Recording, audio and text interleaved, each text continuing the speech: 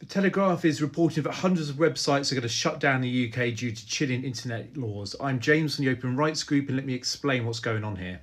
So a couple of days ago, Ofcom, who is the regulator in the UK for telecommunications and internet services, published their codes on illegal harms. These codes then need to get approved by the Secretary of State, and these codes set out the things that providers of services are going to have to do in order to stay on the right side of the Online Safety Act.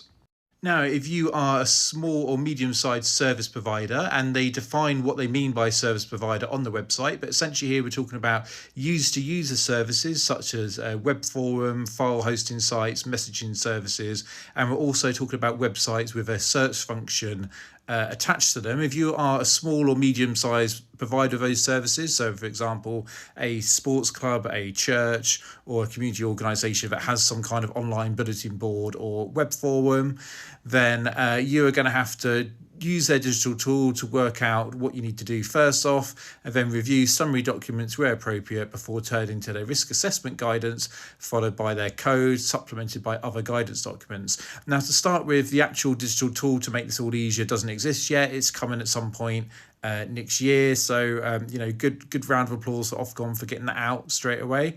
So this is one of these guidance documents. It's a table that details all the things you have to do based on your level of risk. And even if you are the smallest, lowest risk organisation, there's still 14 measures you're going to have to do to ensure that you're complying with the Online Safety Act. But before you even get to that stage, you would have to have read a 116-page PDF document produced by Ofcom that sets out the process for doing a risk assessment.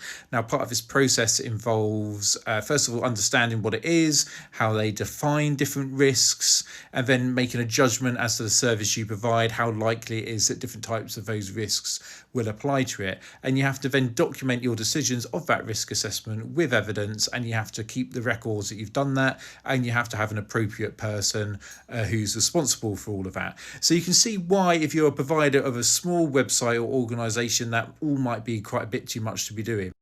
And that's why the